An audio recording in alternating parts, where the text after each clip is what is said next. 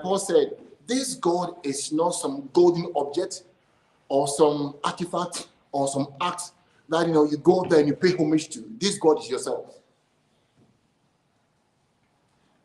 It was so clear. These guys had erected, an unknown thing. And Paul comes, this unknown that you're trying to look for is what I'll come to explain to you. I just want you to get the full import of it. Paul was so clever. In Galatians chapter number 2, Paul makes this statement. And I read. He says, God, who has set me apart, even from my mother's womb.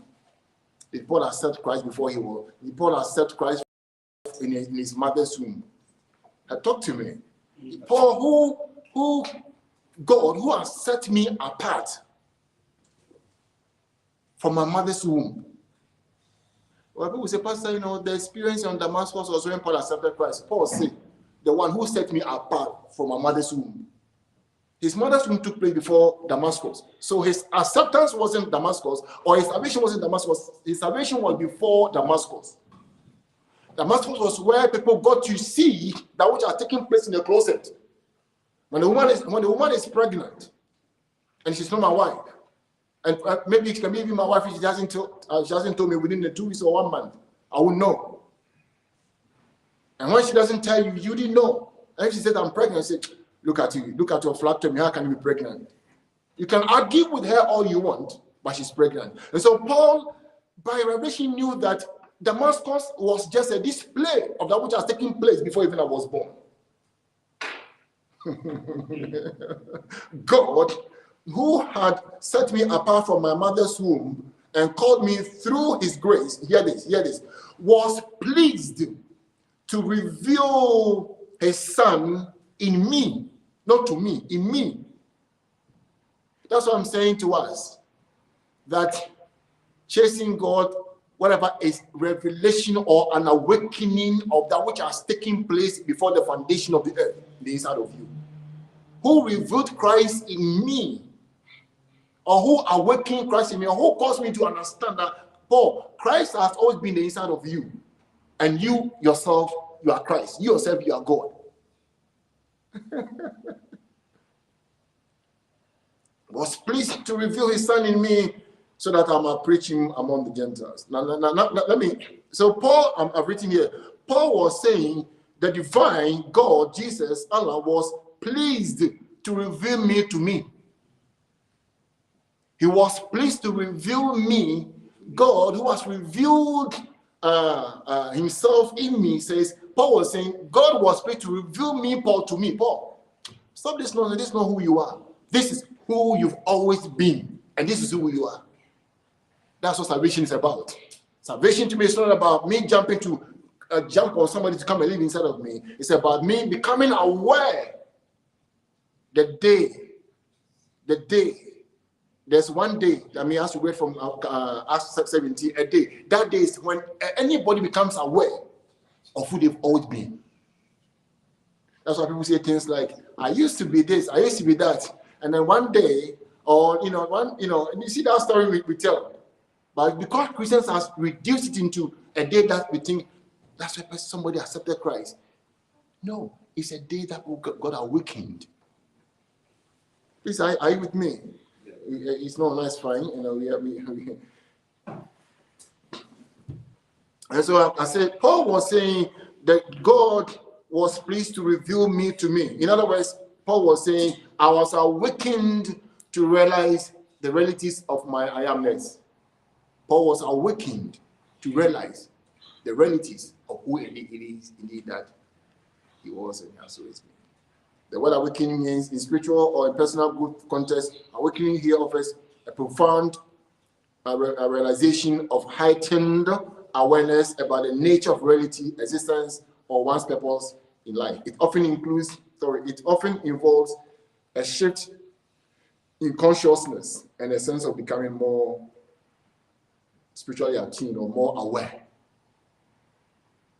Sometimes when I use the word spiritual, it's like, we're all spiritual anyway, but we become aware, more heightened, like, whoa. You know why? I've said this several times. You know why? You know what? Most of us will not go out there and pick food on the floor to eat, because you now awaken to your dignity. Every person is got dignity, but babies sometimes are not awakened yet to their dignity. That's why they eat things and do certain things. But when you awaken to your dignity, certain things you will not do. So to me, this business or these things about awakening, becoming aware of yourself, of who you are. And like I said, we can't even put words in describing who it is that we are. Let me read this and quickly. Every one of us possesses the capacity to experience this being that many call God, and relish the liberation we have been seeking here and now. The process is uncomplicated. We saw it in Acts 17, and fun, yielding immediate results. Experiencing the presence of the divine surpasses the potency of delving into books or engaging in theological debate. It encapsulates the essence of our true selves and our union with the divine and one another. Let me be a bit here. Let me throw in this academic material. I mean, it's public knowledge anyway. Social science. Your Faith and Zoe, I want you to hear me. You might have done this, or maybe you're going to be doing this. Social science has established that every individual is a socialized member of society. And at various junctures in our lives, we undergo process of resocialization. I will explain. Every one of us, according to social science, has established. So social science has established that every individual is a socialized member of society. Sometimes you say, "Oh, you have to go out and go and socialize. Go and play with people." No, socialization in context of sociology is different from the English socialization. So socialization in context of sociology says, so the word socialization is a process of learning and internalizing the values, beliefs, and norms of our social group, and by which we become functioning members of society. Let me say it again. Socialization is a process of learning and internalizing the values, beliefs, and norms of our social group, and by which we become functioning members of society. Socialization begins in infancy, and especially productive once a child begins to understand and use language. Socialization is a lifelong process. I'll talk about it. Let me just read it and I'll talk briefly about it and we go. The four predominant agents of socialization are the family, schools, institution, church, all under one category. And then you come to your peers, your friends, and your colleagues, and also the mass media. We define socialization according to social science as the process of learning and internalizing values, beliefs, and norms within a social group. All of us seated here, your values and your norms and your beliefs have been something that you've learned, and by so doing, internalized them. The reason why some of us from certain contexts like Africa and this and that have this fear for witches is because in that context we were socialized, we were programmed, we learned, we internalized these things.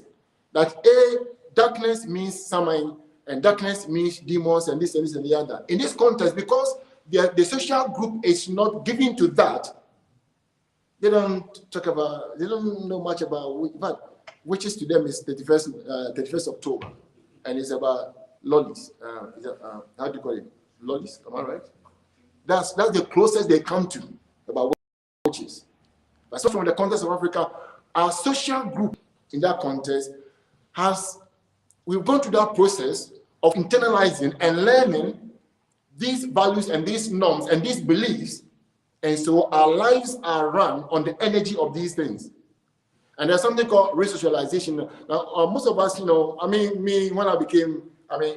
I started going to church, Things that are new then were things that I had learned and so internalized them.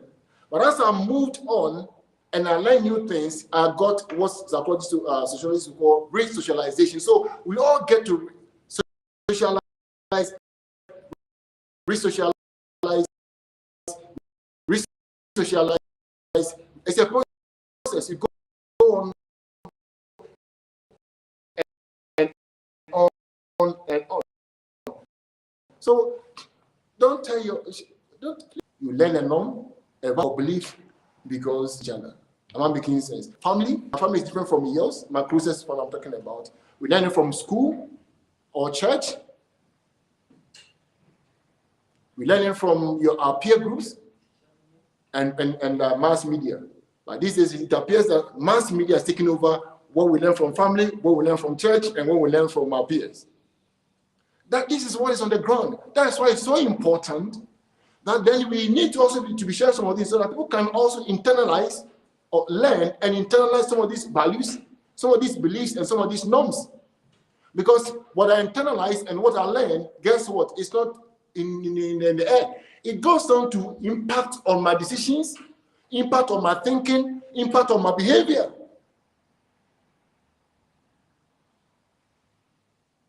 I was reading the news. This is a sentence, some of us these days you're looking at things through social sciences. I was reading the thing by our Home Secretary, and she said something.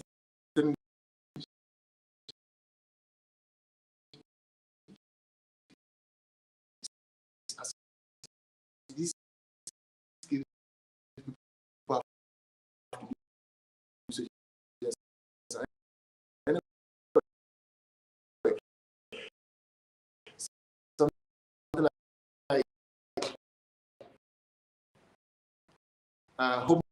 homelessness is a choice. I said, honey, it's not. It is not a choice. Factors have gone in.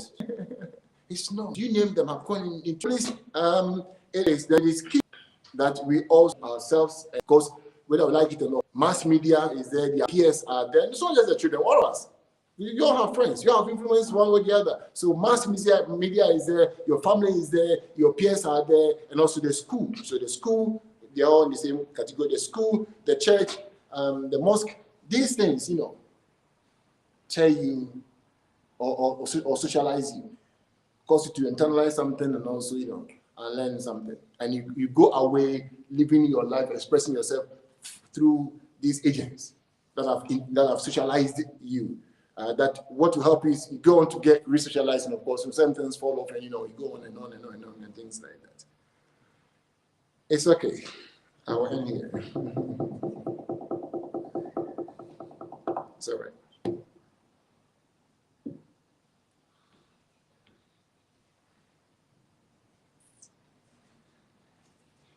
Or you to come back or no? Or we cut. We cut. That's fine. That's fine. So we will end here. We'll continue some other time.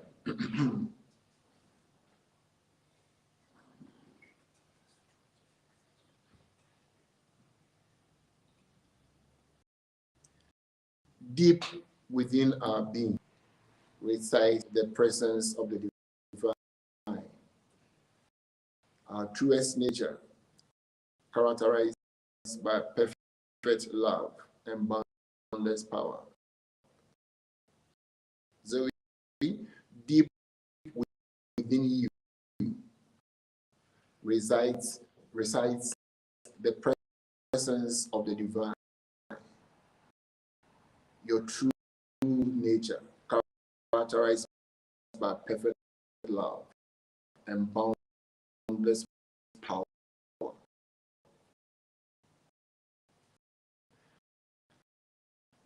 The limitations that limitations only stem from the divine. Here is very important. Through to create boldness, courage, and drive.